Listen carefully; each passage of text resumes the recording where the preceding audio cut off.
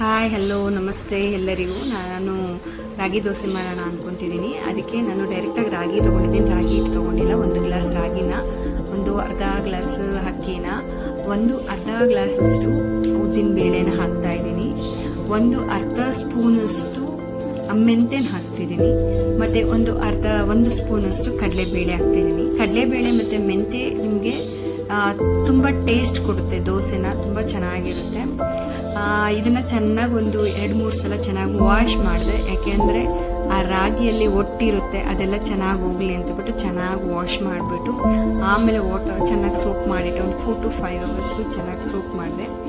ಆಮೇಲೆ ನಾನು ಅವಲಕ್ಕಿನ ನೆನೆಸ್ಕೊಳ್ಳೋದು ಮರ್ತೋಗಿತ್ತು, ಅದರಿಂದ ಅವಲಕ್ಕಿನ ನೆನೆಸ್ಕೊಂಡೆ. 1 ಟೇಬಲ್ ಸ್ಪೂನಷ್ಟು ಅವಲಕ್ಕಿನ ತೊಗೊಂಡು ವಾಟರ್ ಚೆನ್ನಾಗಿ ವಾಶ್ ಮಾಡಿಬಿಟ್ಟು ಅದನ್ನು ನೆನೆಸಿಟ್ಕೊಂಡಿದ್ದೀನಿ. ನೋಡಿ ಎಷ್ಟು ಚೆನ್ನಾಗಿ ನೆಂದಿದೆ. ಒಂದು 5 hours ಬಿಟ್ಟಿದೆ, ನಾನು ತುಂಬ ಚೆನ್ನಾಗಿ ನೆಂದಿದೆ. ಈಗ ಎರಡನ್ನೂ ಮಿಕ್ಸ್ ಮಾಡೋಣ ಅಂತಬಿಟ್ಟು ಮಿಕ್ಸ್ ಮಾಡ್ಕೊತಾ ಇದ್ದೀನಿ, ಮಿಕ್ಸಿಗೆ ಹಾಕ್ಕೊತಾ ಇದ್ದೀನಿ. ಸೊ ಬೇಗನೆ ಆಯಿತು. ಮಾಮೂಲಿ ನಮ್ಮ ದೋಸೆ ಹಿಟ್ಟು ಯಾವ ಥರ ಗ್ರೈಂಡ್ ಆಯಿತು ಅದೇ ಥರನೇ ಆಯಿತು. ನಾನು ಫಸ್ಟ್ ಟೈಮ್ ಮಾಡಿದ್ದು, ನಾನೇನಿದ್ದು ತುಂಬ ಸಲ ಟ್ರೈ ಮಾಡಿಲ್ಲ. ನನಗೆ ಯಾಕೋ ರಾಗಿಯಲ್ಲಿ ಮಾಡಬೇಕು, ನಾನೇ ಆ ಥರ ಮಾಡಬೇಕು ಅಂತ ಹೇಳ್ಬಿಟ್ಟು ನಾನು ಟ್ರೈ ಮಾಡಿದೆ. ತುಂಬ ಚೆನ್ನಾಗಿ ಬಂದಿದೆ ನೋಡಿ.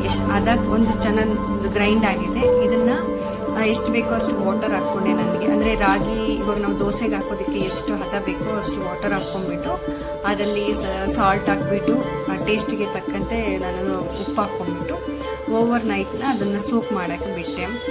ಆಮೇಲೆ ಬೆಳಿಗ್ಗೆ ಎದ್ದು ಅದನ್ನು ನೋಡಿದೆ, ತುಂಬ ಚೆನ್ನಾಗಿ ಯಾವ ಥರ ಅಂದರೆ ನಮ್ಮ ದೋಸೆ ಹಿಟ್ಟು ಯಾವ ಥರ ಇದಾಗುತ್ತಲ್ಲ ಫರ್ಮೇಟ್ ಆಗುತ್ತೋ ಅದೇ ಥರ ಆಗಿತ್ತು ನೋಡಿ. ಒಂದು ಹದಕ್ಕೆ ಬಂದಿದೆ, ದೋಸೆ ಹದಕ್ಕೆ ಬಂದಿದೆ ನೋಡಿ. ಎಲ್ಲ ಎಷ್ಟು ಚೆನ್ನಾಗಿ ಉಬ್ಬಿದೆ, ಎಲ್ಲ ಚೆನ್ನಾಗಾಗಿದೆ. ಅದನ್ನು ಚೆನ್ನಾಗಿ ಮಿಕ್ಸ್ ಮಾಡ್ಕೊಂಡ್ಬಿಟ್ಟು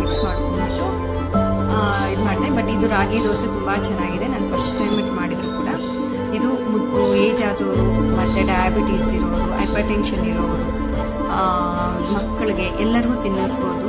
ಒಂದ್ಸಲ ಟ್ರೈ ಮಾಡಿ ನೋಡಿ ಹೇಗಿದೆ ಅಂತೇಳ್ಬಿಟ್ಟು ಕಾಮೆಂಟ್ ಮಾಡಿ. ಏನಾದರೂ ತಪ್ಪಿದ್ರೆ ಕ್ಷಮಿಸಿ. ನಾನು ಈಗ ತಾನೇ ಸ್ಟಾರ್ಟ್ ಮಾಡಿದ್ದೀನಿ ವಿಡಿಯೋಸ್ ಮಾಡೋದನ್ನು. ಇದರಲ್ಲೇನೋ ಮಿಸ್ಟೇಕ್ ಇದ್ರೂ ಕೂಡ ಕಮೆಂಟ್ ಮಾಡಿ ಹೇಳಿ, ನಾನು ಯಾವ ಥರ ಚೇಂಜ್ ಮಾಡ್ಕೋಬೇಕು ಅಂತಂದರೆ ಖಂಡಿತ ನಾನು ಚೇಂಜ್ ಮಾಡ್ಕೊತೀನಿ. ನೋಡಿ ತುಂಬ ಚೆನ್ನಾಗಿ ಬಂದಿದೆ ರಾಗಿ ದೋಸೆ.